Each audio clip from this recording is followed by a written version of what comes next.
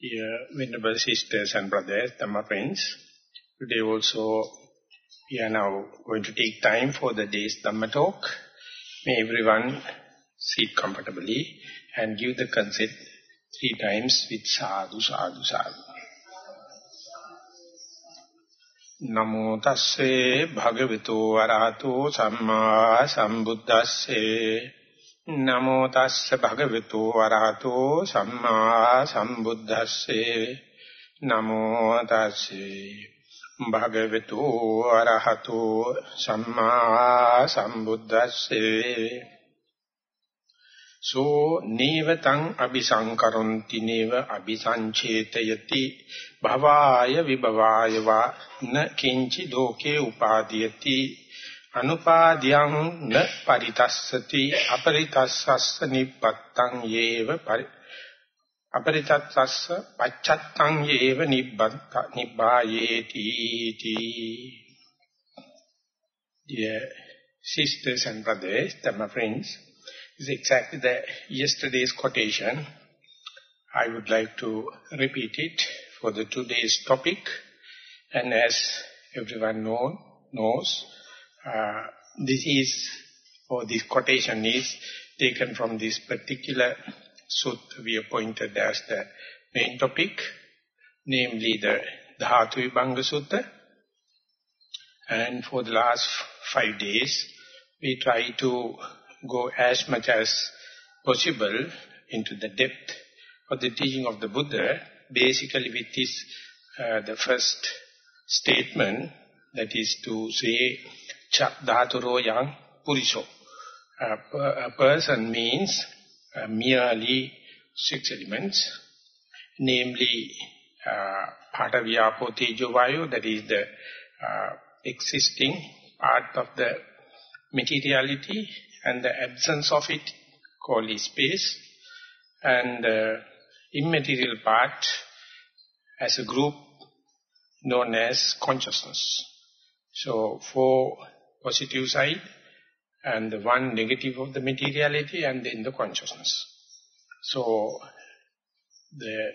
we try to put that into our meditation practice and try to see some parallelism in other suttas, whereby the Buddha recommend this dhatu, specifically the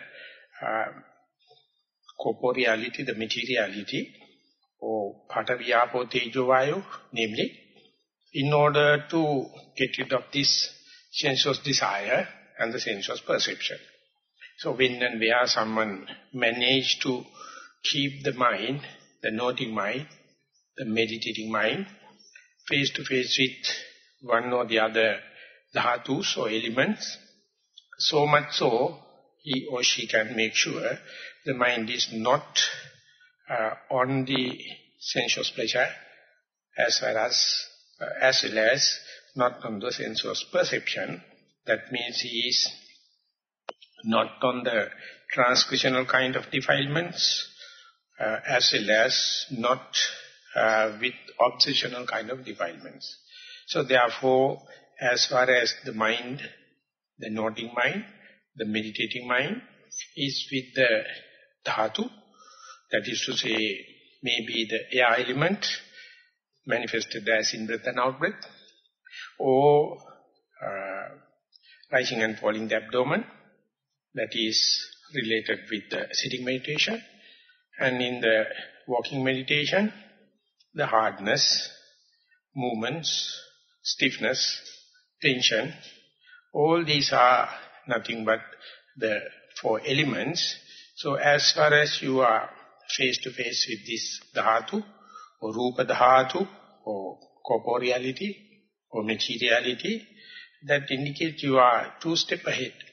You are no more with sensuous pleasure, or on the pleasure principle, or with the sensuous perception, not on the kama guna or kama sanya. So therefore, even a split second, if you can keep the mind face to face with the in-breath and out-breath, or sitting posture, or the rising and falling in the sitting meditation, or in the walking meditation, if you can keep your attention with your moving body or with the impact of the soul on the ground and feel the hardness or movements, softness, whatever may be. That's a very clear indication you are already in meditation, and rather we can say specifically you are in Vipassana meditation, in insight meditation, and so much so you are done away with sensuous pleasure and sensuous perception. So, experienced yogis, they come to know the grossness of the materiality is bound to become subtler as far as you keep on keeping the object face to face with. But if you are not successful in keeping the object, namely, or for example, we can say in-breath and out-breath, face to face with, then you fail to understand the gradual difference or evolution or metamorphosis of this in-breath and out-breath against the time. So your prime task, first and foremost, is to keep the primary object face to face with, and once that is done, you are already embarked on the meditation, and you have to facilitate so that the continuity of this face-to-face with the situation will lead to the situation to understand what is the chronological difference in the in-breath and out-breath, or if you have taken the rising and falling. And in order to give some guidelines, the Buddha says, first you say long in-breath and out-breath, and everything is conducive, it will replace by short in-breath and out-breath. And then that means the breath, the in-breath and out-breath is quite docile, quite face-to-face, and you can see the whole wave starting through the middle to the end of the in-breath, starting through the middle to the end of the out-breath. So proximity, immediacy to the object increases. While it is increasing, many changes are happening, or transitions, or evolution, or revolution, or metamorphosis. That is to say, sometimes the difference between the in-breath and out-breath disappears. And you find there are activities, or dynamism, or vigilance, changing nature is increasing. So you must have to have so much of trial and error, then only you will understand. Your prime task is to see the differences or changes happening in the rising and falling when you keep on observing rising in-breath after the out-breath, out-breath after the in-breath. When you keep on continuing only, this change is going to happen. Sometimes you can say the one in-breath going to appear like 1,001 in-breaths within one in-breath. Or sometimes you can say the process, the grossness of the process becomes subtler. Or you can say the difference between in-breath and out-breath is disappearing. So these are the changes happening in different facets. With the time, as the time continues, you may see all the possible facets and you will develop confidence. This is the way the object of meditation and meditative mind come closer and closer. So when subtlety happens, it leads to subtlest situation, so much so, you will say it is unperceivable. So this is the way, the very materiality that you selected in order to get rid of or replace the sensuous pleasure, now dwindling off, becoming subtler and subtler, and then ultimately you find difficult to explain your experience whether it is a reality or a concept. You feel, if you wish to see the breath, you can see, or you feel, but you don't know whether you are doing forced breathing or whether it is imagination. And meanwhile, everywhere in the body, you try to see tingling sensation, raindrops, heat bubbles, cold bubbles, and needles are running, numbness, and everything going to happen. So, if you open your eyes and see, they are not really happening. But when and where you close your eyes, everything gets amplified. So, when that is happening, according to the teaching of the Buddha, it says now materiality is now gradually replaced by perception of the materiality, or just mere perception. That is to say, Rupa is replaced by Rupa Sanya. So this is a kind of mystic situation. Yogi is bound to face kind of a doubtful situation, mystic situation, and get bewildered, even though it is a healthy development, even though it is a healthy advancement. That interviews and discussions are very important to see the Rupa, the materiality is now slowly replacing by Rupa Sanya, the perception of materiality. When that happens, if you manage to not to add any turmoils to this situation by entertaining doubts, or by getting up and go, or by doing forced breathing, or by falling into sleep, whatever may be, then you can go into a situation where you can experience, of course, no breath, but behind that still you can see the mindfulness. You can see the diligence. You can see the vigilance. And you see, earlier the mindfulness is thoroughly based upon this solid object, and later it is replaced by the mere perception. And now that perception also appears not permanent, and mind is unshaken. It can go further, whereby no breath. But you very know, but still you know you are not dead. You are not sleeping. You are not unconscious. And you know animitta kind of a concentration, animitta samadhi or animitta sati, verily there is no object as such, or materialistic object as such, but the mindfulness is continuing. Or if you are sharp enough, if you are familiarized enough, if you season it enough, you can see kind of a concentration also, one-pointedness also, contentment also continues. When this is happening, the advice or the instruction of the Buddha is don't add anything to this dwindling of situation.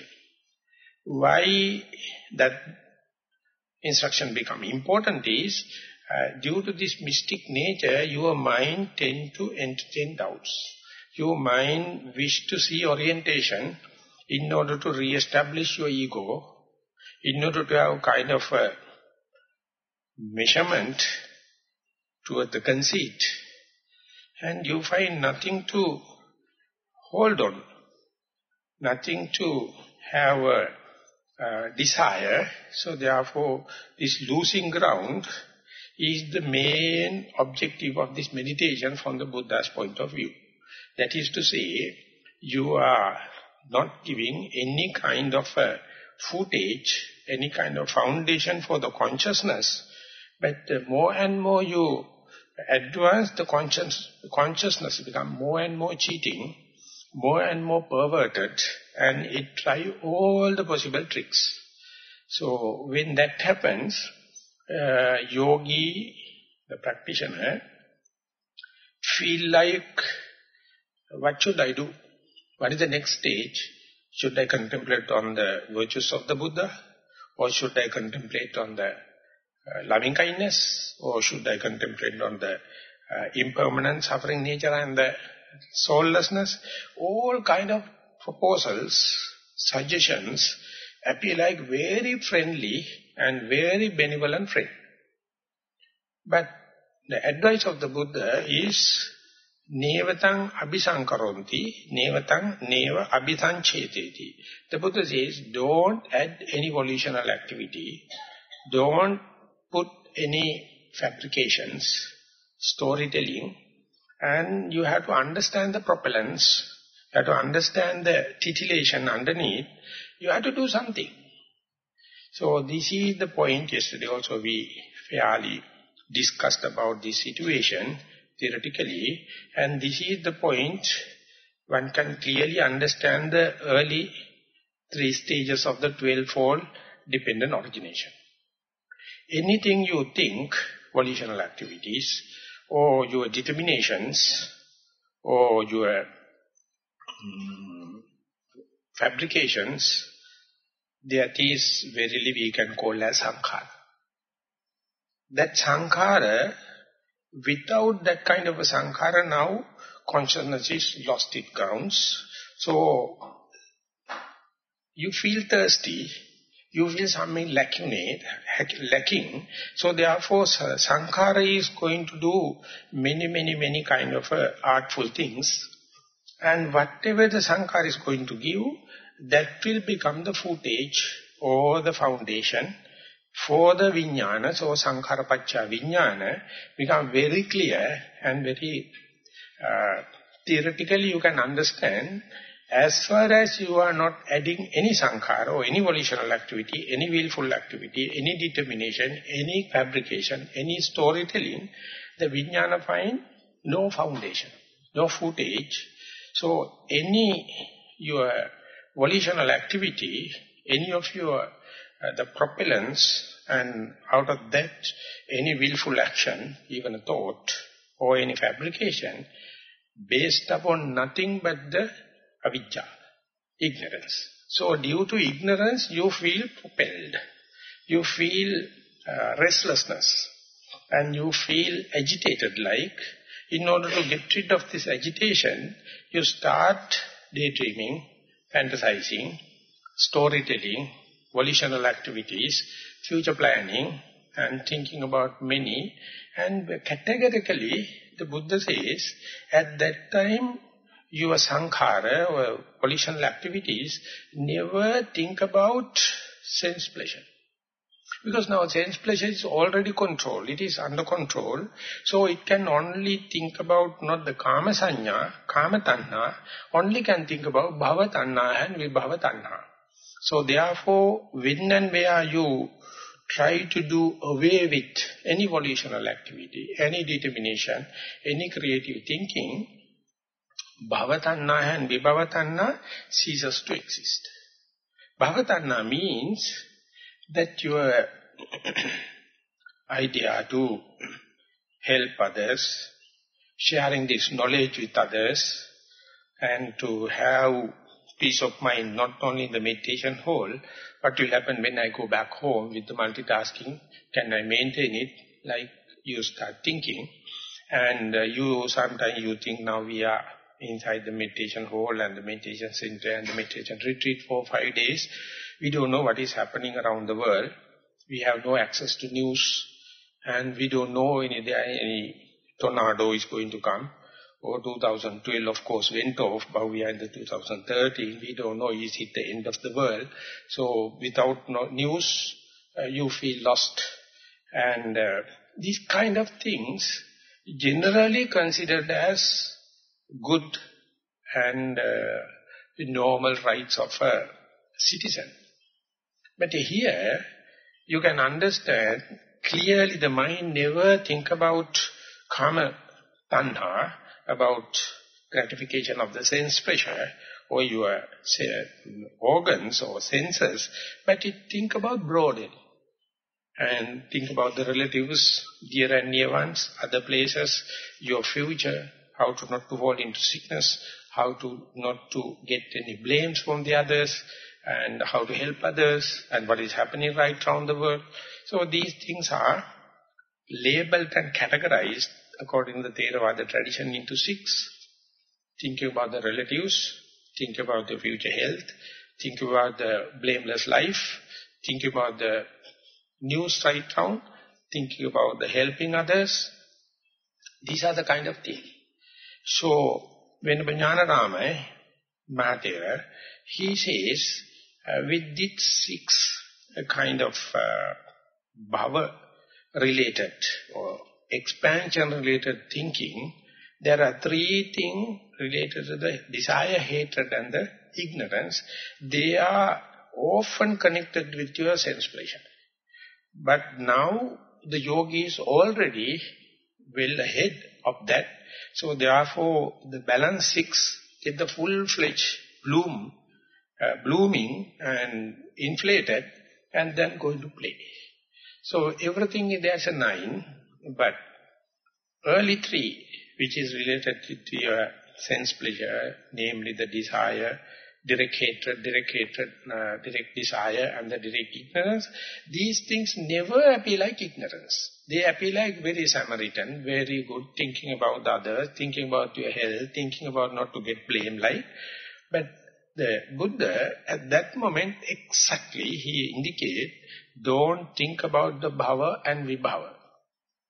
So when and where you are going to think on these lines, this is for storytelling or fabrications or mental proliferations, you are bound to face with some impediments, difficulties and hindrances, hindering your achieving that. So you so much so you call these things as beneficial. So anything going against that, you develop kind of a hatred. So what is the hatred arising is called as vibhava tanha, but this proliferation is known as bhava tanha.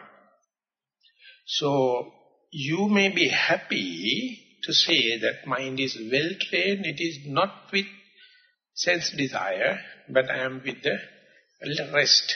But here, instruction is very clear, very specific. In the absence of this gross desire, hatred and the ignorance, these subtle things going to take the upper hand. Ultimately, if you fail to understand it, that will make the trap. And this proliferation is known as sankhara, chetana, abhisanchetana, abhisankhata. Both of them are synonyms. They become the footage, they become the foundation, they become the holding for the vijnana.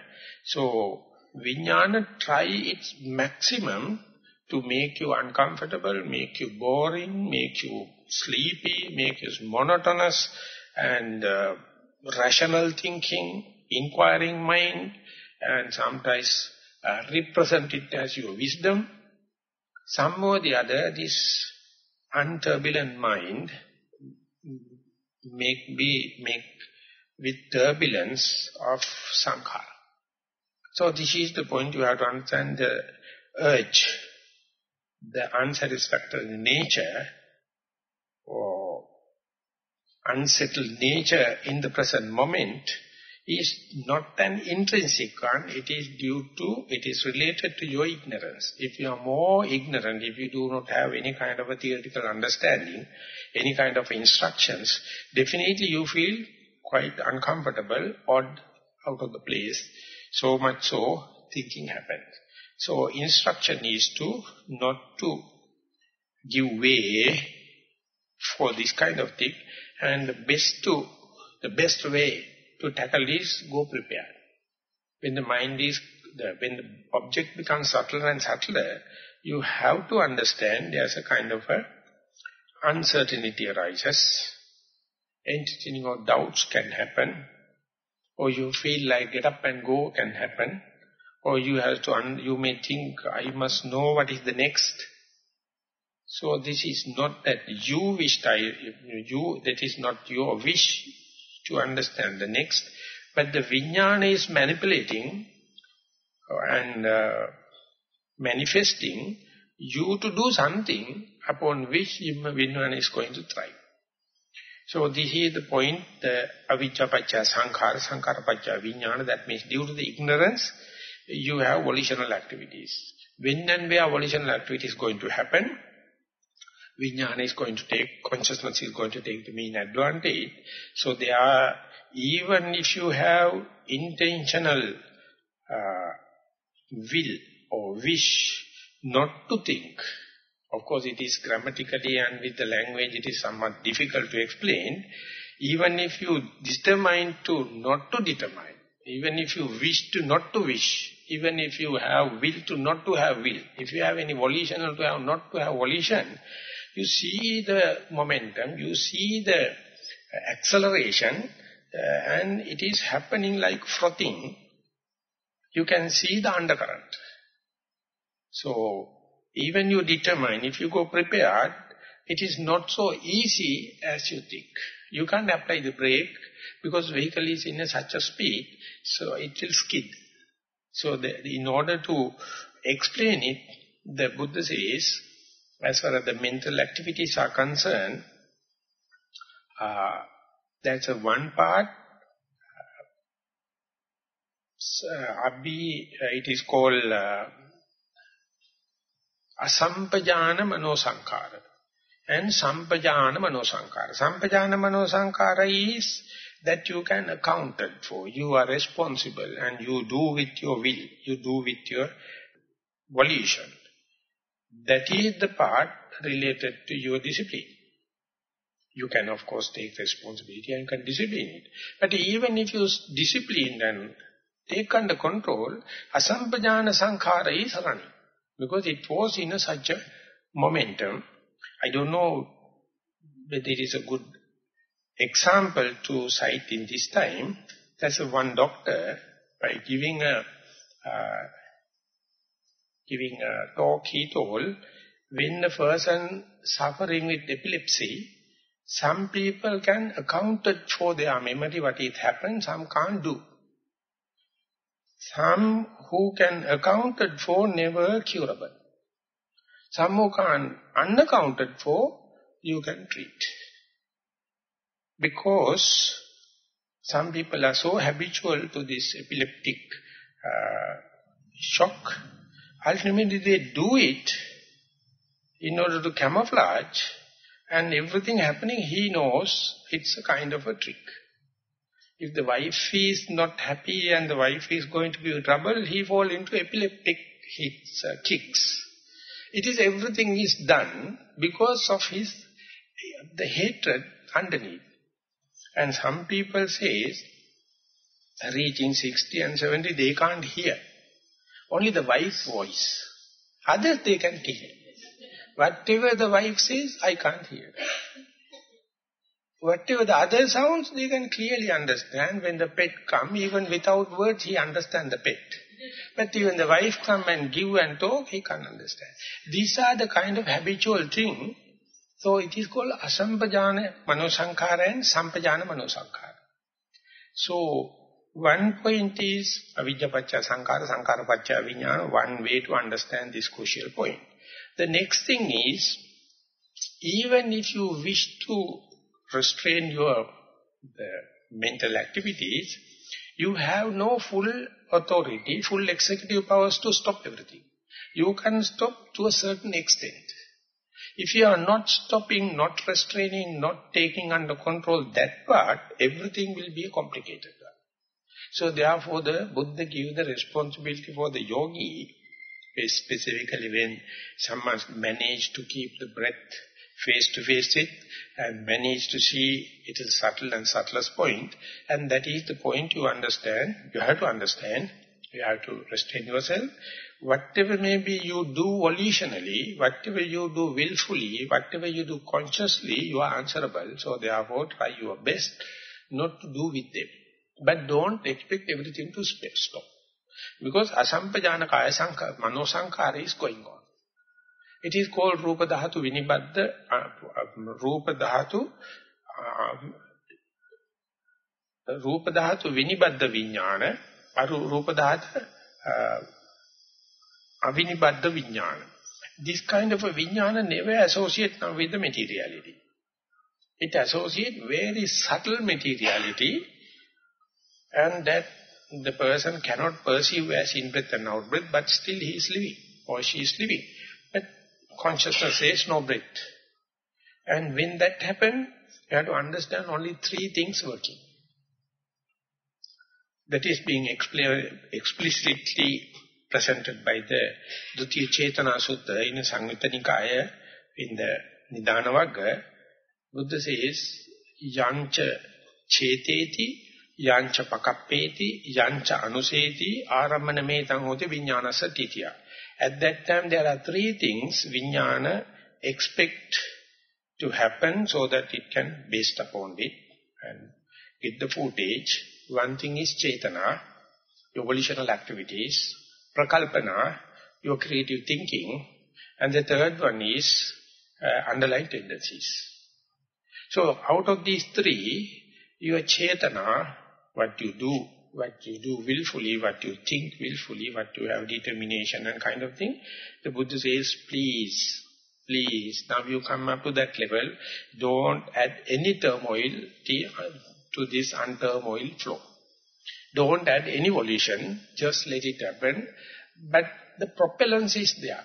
You feel uncomfortable, you feel uncertainty, you feel unsecured, you feel boring, you feel monotonous, and therefore you feel like either do physical work like get up and go, or to think. So that you have to understand, and then don't add any fuel, don't add fertilizer for the vijnana to get re-established, so do away with, if possible, any cetana. And pakalpana means future planning, prolific thinking, creativity, productivity, that is the second. These two, the Buddha gives the responsibility for the yogi, but still undercurrent is there, underlying tendencies, anusaya. So that you have to understand, you have to put under the label asampajana manosankhara. That you have no control because you are accumulated in unknown, since unknown time. You are in a habitual, you are in a rut. They can't stop as you like. Other things you can keep it under control, otherwise you know I am responsible. But this part is, whether you are responsible or not, they are in such a momentum, so you can understand, even if you are full brakes, or if you are with the full discipline, full restrainment, but still the vehicle is going. It's going not on the wheels, but skid. You have no control, and that is the point you have to understand, the momentum, the past karmic forces, your likings and disliking, your personality traits, and your habits are going on. But more and more you recognize it, this is not the someone else's mistake. Mistakenly, earlier you have accumulated this, gathered this momentum. So therefore you can't find fault with the Creator God. You can't find fault with yourself. So therefore, naidam attakatam bimman, naidam parakatang agam, hetum paticca sambhutang, hetubhanga nirujjati.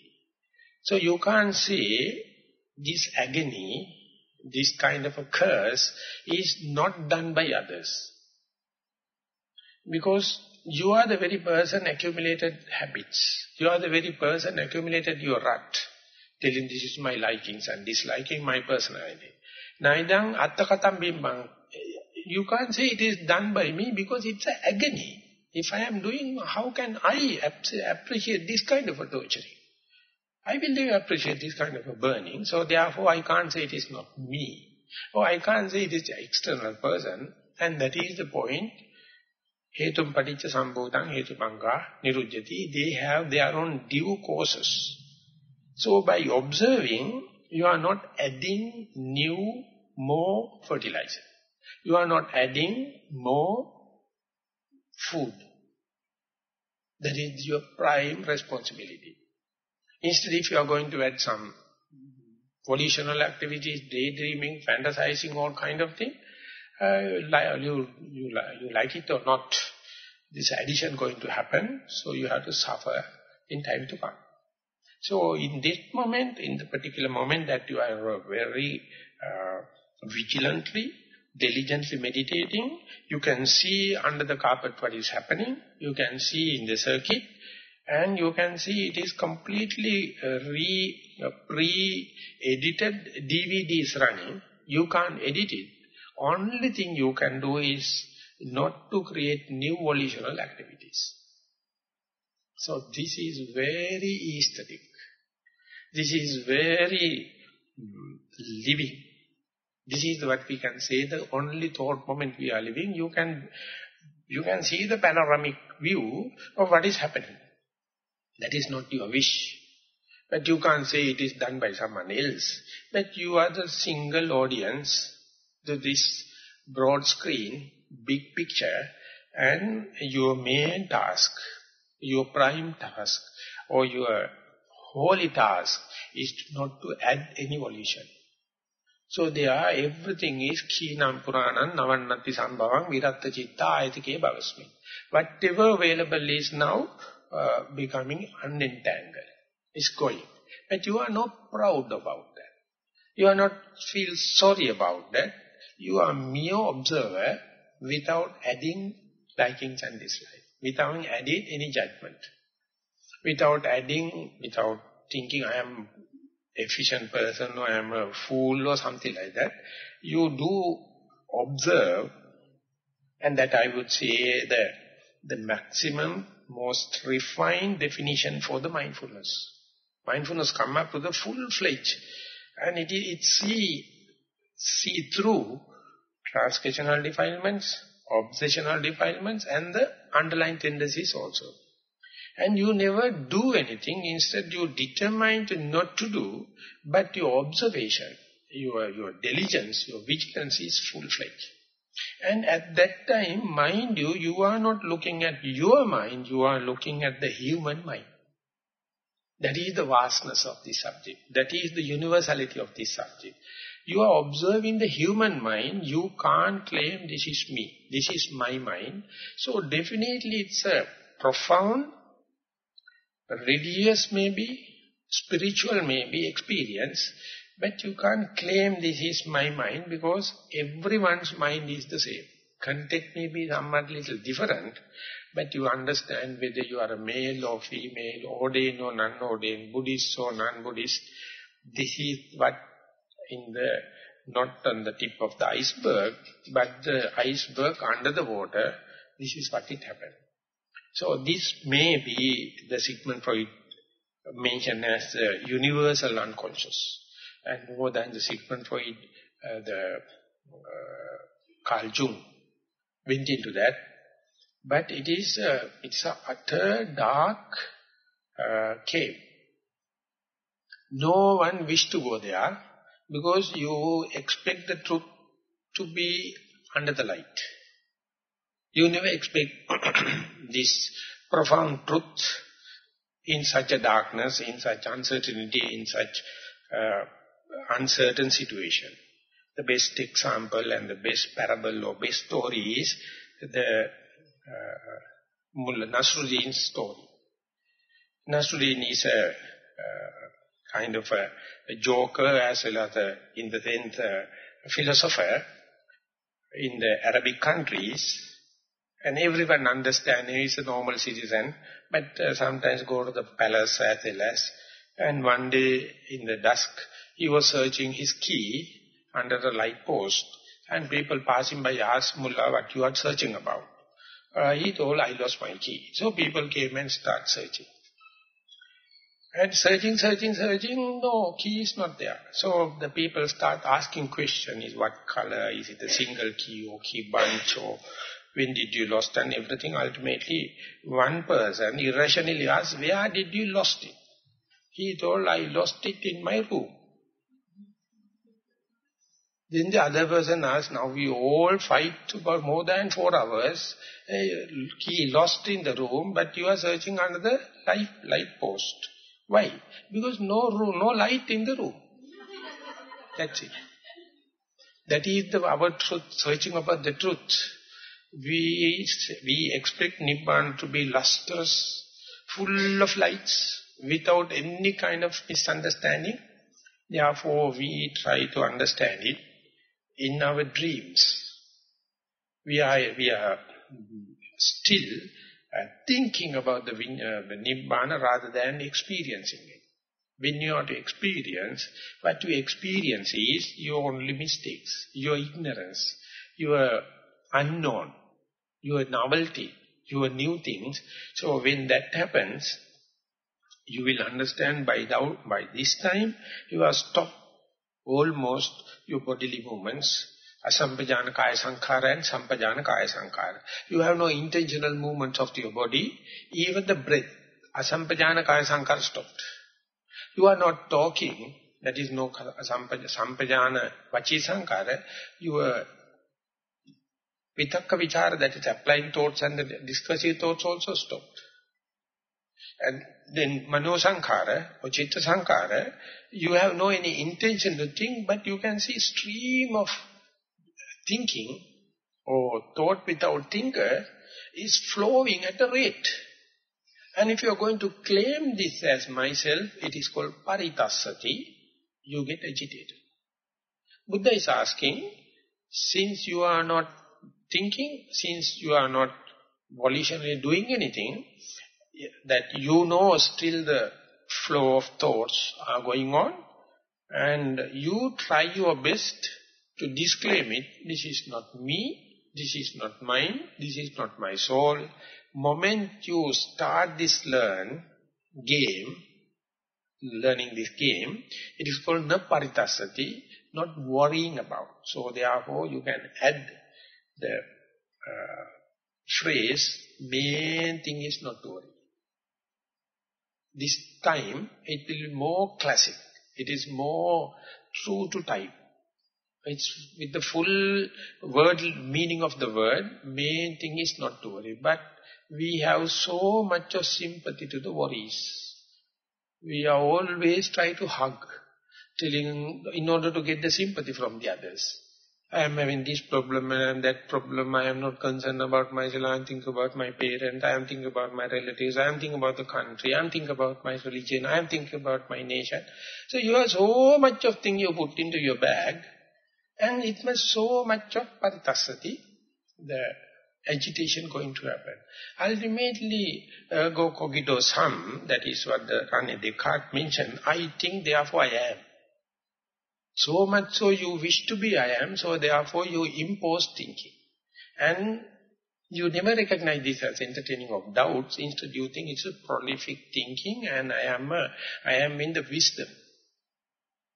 So therefore when you are learning about these perversions, number of perversions recognized in the Theravada tradition, often these unwanted mental proliferations we consider as wisdom, so much so we are fertilizing defilements. We are fertilizing new karmic forces. We are fertilizing, we are growing and nurturing so much of sankhara. So therefore, you have to understand, even if you have a determination to have no determination, but still you can see you are succumb to determinations, they are running at a fast speed.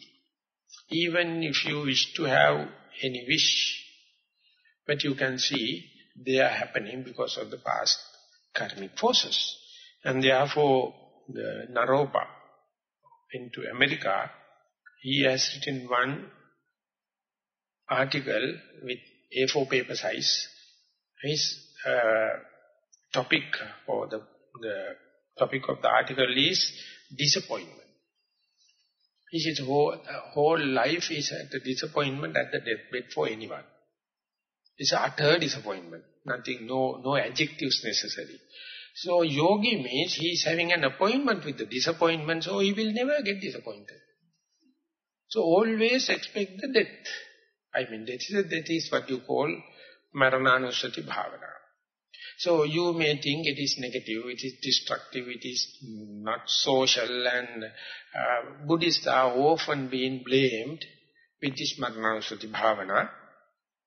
So therefore, if you wish to make it more organic, more technical, you have to understand the end of the in-breath, end of the out-breath, end of the rising mode, end of the falling mode, end of the left leg, end of the right leg.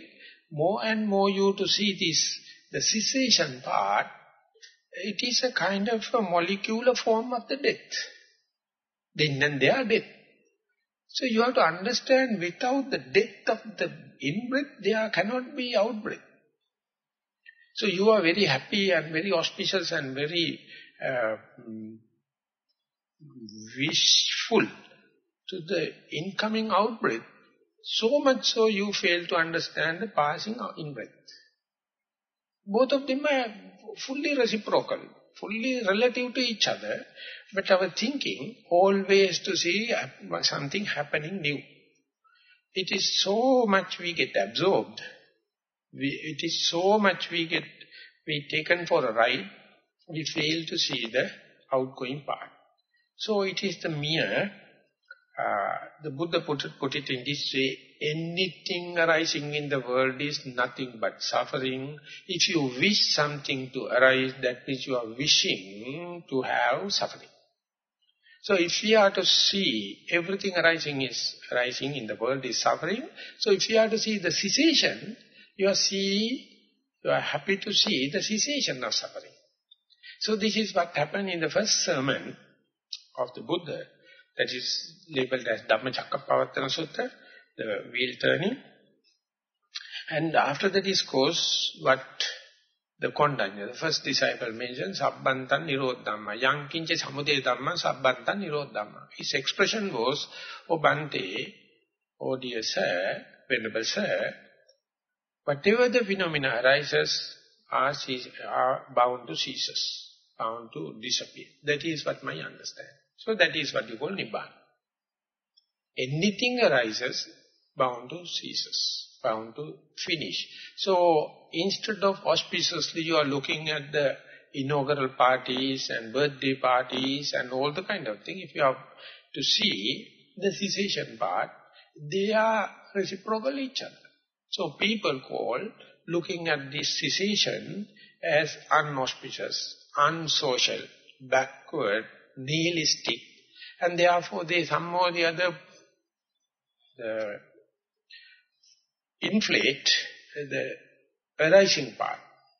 So world is full of that kind of a parties, but you theoretically, you know, every arising thing is bound to cease off and disappear. So therefore the Buddha's simple advice, just change your perspective, at least see the cessation as well. So this point where you see the cessation of sensuous pleasure temporarily, you saw the cessation of sensuous perception, and you took the materiality as a pivotal point in order to get rid of these two. Now the very pivot that you have taken, the very benchmark, very reference point, the breath also ceases to exist. So this is a very good state. You have to monitor, you have to understand the changeover at there, and not to add any volitional inputs, not to add anything, but to be vigilant and observe and see, even if you wish to have nothing but something happening beyond your control. That indicates the anatta lakkana. Anatta means that ungovernability. But that does not mean at the beginning you see it is ungovernably, so much of thoughts happen, so much of pains happen, so much of sounds happen. But if you observe it in an unreactional way, that is also ceases to exist. It is like a tail of the gecko. So when the cat or something chases behind, it shed off its tail and run. And the tail is moving in a rhythmic way, just like a living being. But everyone knows it has no consciousness. If you look at it, it has so much of vigor and movement, but ultimately ceases to exist. And if you look at the pendulum in a working clock, you can see it is going to the end as if it is going to stop like, and again go to the other side, and the corners appear like very slow and about to stop like. The center of the pendulum may be the fast moving. So therefore you never think the pendulum going to settle in the middle, because it is the fastest moving point, In the pendulum, so verily you know when there is no winding and the battery exhausted, where the pendulum is stopping, it is stopping in the most fast place. Not in the two extremes. But you have to understand two extremes behave like as if it is going to stop. But ultimately, if you let the battery to exhaust, and where it is resting is the most unperceived place. So likewise, even the thoughts are running in a prolific way. If you understand it is not created by volitional activity, it is not my will, it is not my determination, you have done the utmost you can do. And still you are observing. Just before introducing this, in this particular Dhathu Vibhanga Sutta, Buddha says you can determine under such circumstances to go to Akasananchayatana. May my mind see the endlessness of the space. You can go there. And you can understand, you can make a determination, may my mind go to the Vijnananchayatana, the consciousness is the utmost, consciousness is the most preliminary. You can go there. And passing that you can say, may I mind go to the nothing available, or nattikinchi, akinchanyaya, you can go there.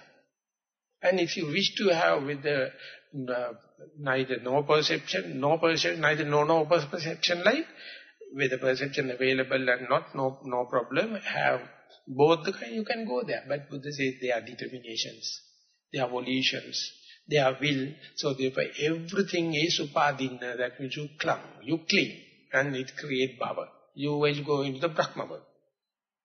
But here, experience it is very subtle state.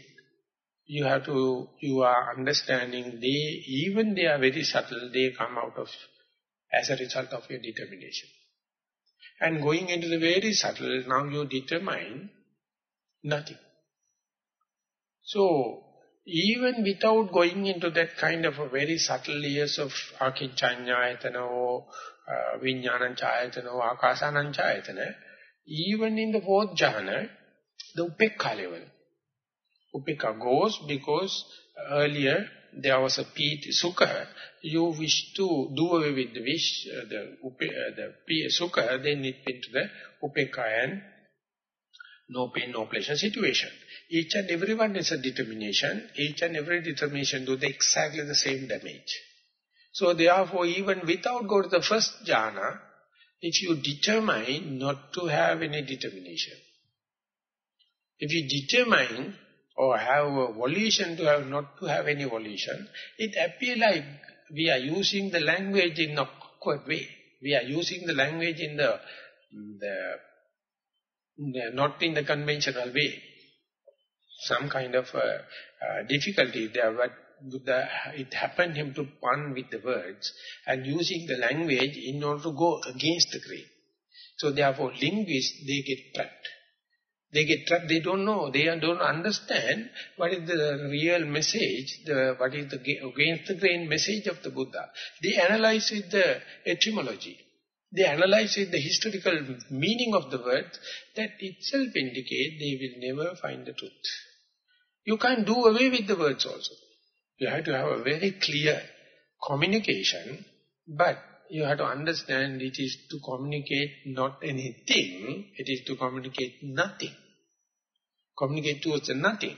So Buddha has done it in such a dramatic way, such an aesthetic way, and master the language to the utmost, and then using in the proper place, and even the linguists can't understand, but the Buddha is cutting through and going against the grain, but hit the target. So therefore when you are reading the suttas, when you are reading your own experience, when you are advising someone or listening to somebody, you have to understand that when and where your mind exists, you are going to make use the dialogue for your benefit.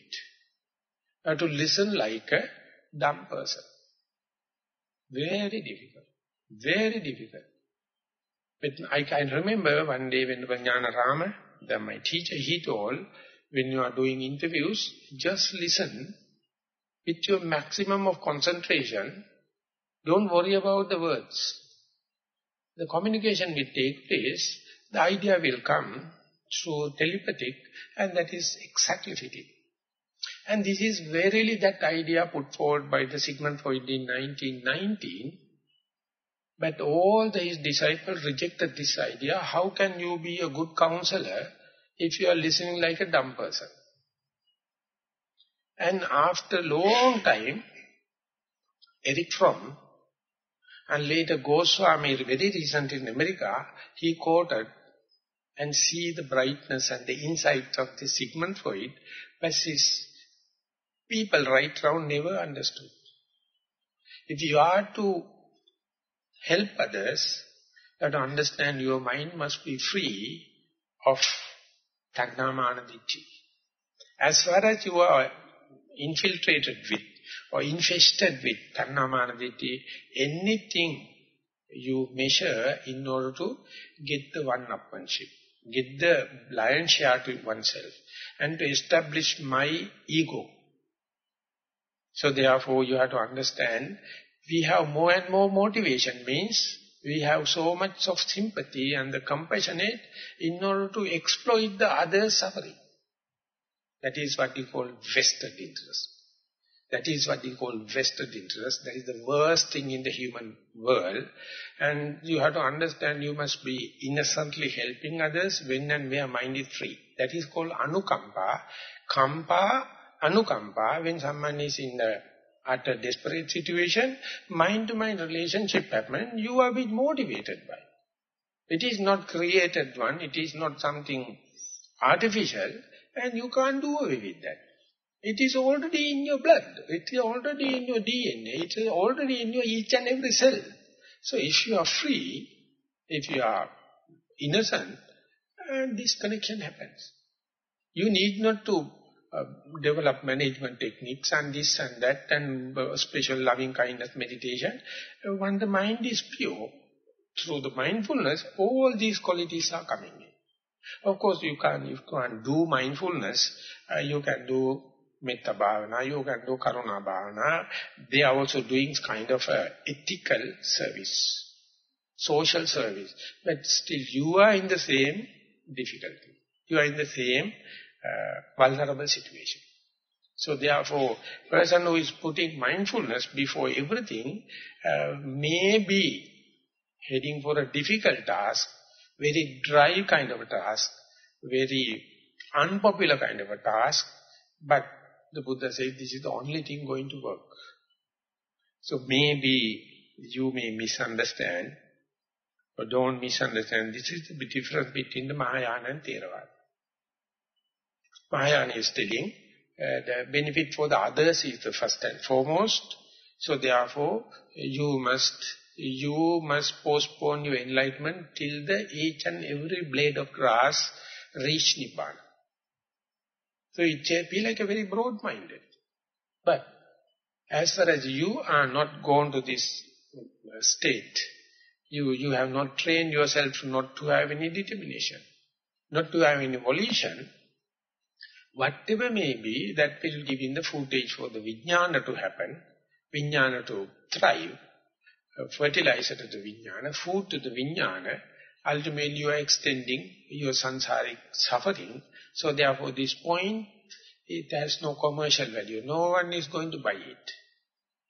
So therefore even if you put into the Sunday fair, you have to come back home together with the same heap back at your at the back. But you yourself can do it. So therefore you can't profess it. If you are going to profess, utter miscommunication, utter misunderstanding, appear like nihilistic, appear like destructive, appear like that talking against the creativity, talking against the productivity, talking against the social well-being, and all the kind of things. So therefore, slowly, the Buddha says, when the time passes, people, those who know and understand, will be outcasted and creep into the forest. Those who do not know, take all the political powers, all the economical powers, all the social powers, and they will run the game. So much so the Dhamma will be a disappearing point. So the Buddha, very, very, in the sense, in the sympathy, he says, don't let that happen. Don't try to be the last person in this lineage. Try to understand as much as possible. Don't expect big disciples. Pass at least to one person, so that he will pass it to another person, so that you will see the difference between Buddhism and Buddhist Dhamma. Buddhism is popularity. That is called popular Buddhism. Of course, everyone started with that. But if you wish to have something real, difference in your life, you have to understand, you have to extract the Buddha Dhamma from the Buddhism. For the first time I listened in my age 26 through Mr. Bogada Premratna. He came to Gatame Pansala, and there was a moving university, and they came with the professor, and different people gave different talks. So accidentally I also went there as a gate crasher, and he told, you people are traveling in the Sri Lanka and listening to all the people, this is nothing but Buddhism. It is no different with the Christianism, Hinduism, Muslim, anything, it is ism. But if you wish to learn Buddha Dhamma, this kind of a popular places you won't find it. You have to seek solitude. You have to seek freedom, peace of mind. So they appear like contradictory.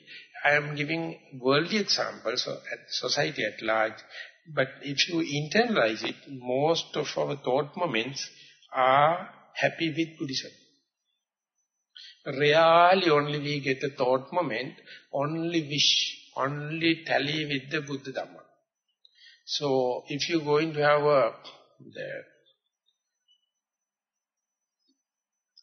vote or polling, you will be at utter loss, because most of your thought moments are voting for popular Buddhism.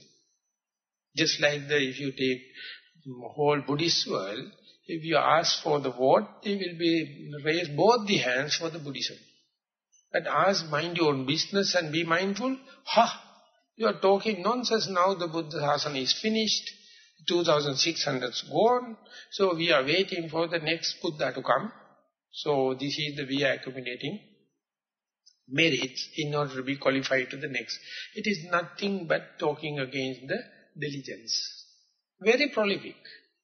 I mean, very rational appear to be from the social point of view, but ultimately you may find most of the time your behavior, physical, verbal and mental, is supporting nothing but the Buddhism.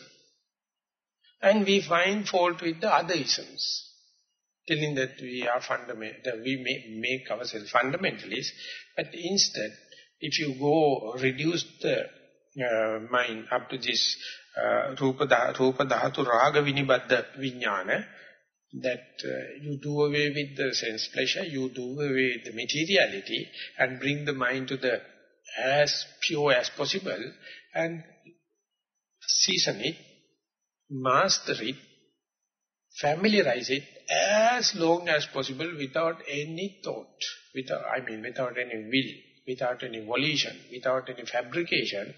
You may find how difficult it is. It's very difficult, as if you are trying to maintain distilled water without contaminating with any color, any shape, any smell. Very difficult. Likewise, the mind is there, the pure mind is there, and Buddha show the way to isolate it. Once isolated, most difficult thing is to protect it. So there you have to change, you have to give a reappraisal about your physical behavior, you have to rethink about your verbal behavior, you have to rethink about, reevaluate your mental activities. So the best thing is to associate with the people, those who are meditating. That's the only possible way. Because you can't do the one-man army job. So that is what the Buddha created. And there are some people, so we have to get the maximum association with these noble friends, noble people, true people. And not only that, you have to practice, you have to listen, you have to do, interviews and Kamatan Suddha Karna in Sinhala. And slowly one day, you will understand it is not merely a theory. I have my own responsibility, I have my own restrainment, I have my own discipline towards that, not only the physical and verbal, but even the mental side. That discipline you have to employ when the time is mature, on the appropriate time. You have to use the appropriate technology, and these things which need the time aspect appear to be very profound, very subtle. So many things is majority can't do it, or I can't maintain that for the whole day, I can't maintain for the whole week, I can't maintain for the whole retreat. But that is not the argument. You have to see the potential, that's enough. Once the potential is seen, the evolution takes place. Slowly, slowly your behavior, your verbal behavior, your mental behavior will yield into that, and that is a kind of the evolution process. So ultimately you are just witnessing, and that is going to happen. So wishing that today's talk also helpful for you to see things and understand the potential of the human being, a human being, and maybe your encouragement to continue with the same retreat with that idea. I would like to sum up the today's talk. Thank you very much for listening.